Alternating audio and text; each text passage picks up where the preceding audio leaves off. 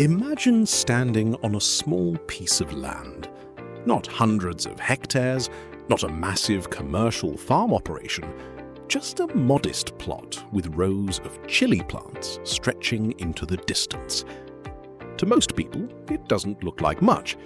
Certainly not something that could compete with vast wheat fields, giant cattle ranches, or industrial-scale farming operations. Yet around the world, thousands of farmers are discovering something surprising.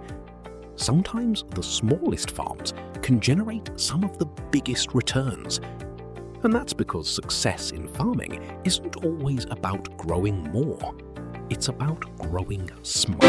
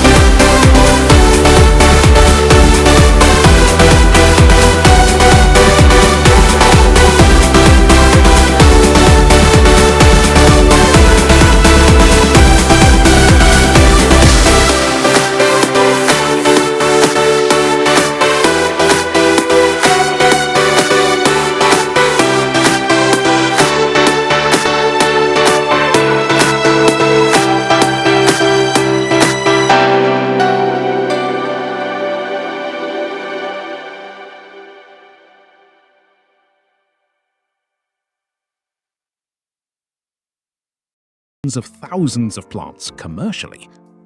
But regardless of scale, Every chili farm requires several key ingredients. First comes land. Whether owned or leased, the growing area becomes the foundation of the business. Next comes water. And water is one of the most important factors in successful chili production. Without reliable irrigation, even the best farming plans can fail. Then come seedlings or seeds, soil preparation, fertilizers, pest management, equipment, packaging, transport, and labor. Each expense may seem manageable on its own, but together they create the financial reality of the farm. This is where many beginners make their first mistake. They focus entirely on potential income. They ignore the costs. Successful farmers do the opposite. They understand their costs before they ever count their profits. Because profit isn't determined by revenue alone. Profit is determined by what remains after every expense has been paid. And understanding those numbers is what separates a business from a hobby. This is where things become truly fascinating. Most people think a chili farm has only one source of income. Sell chilies, get paid, repeat. But successful farmers often build multiple revenue streams around a single crop.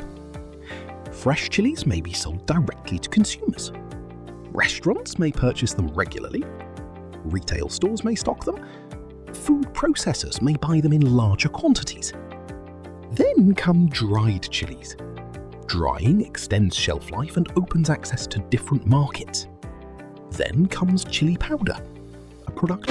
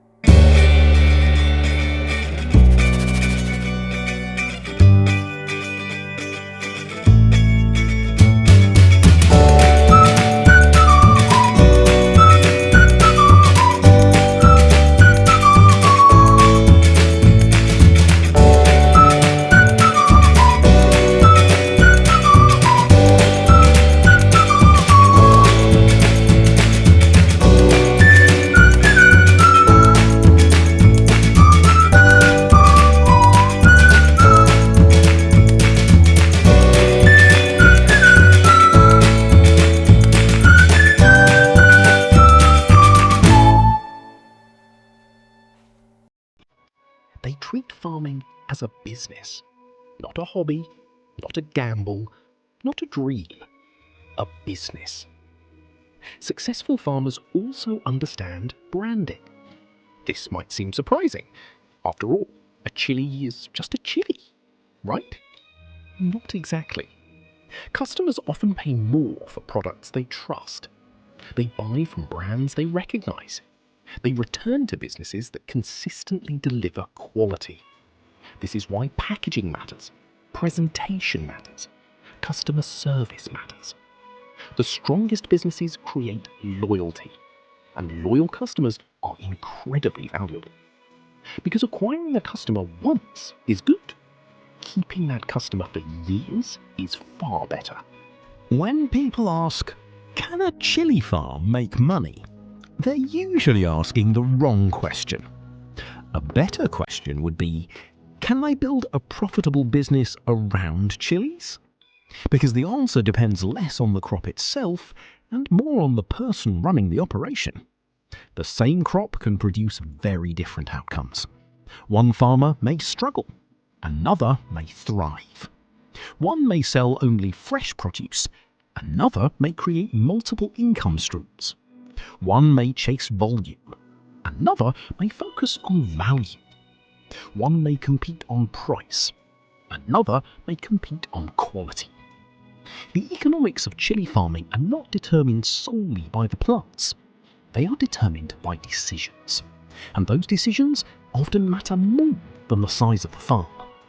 In many ways, chili farming is simply entrepreneurship wearing a farmer's hat. One of the most exciting things about the chili industry is that opportunities exist far beyond simply growing peppers. In fact, some of the biggest profits may not come from farming alone. Consider the global hot sauce industry.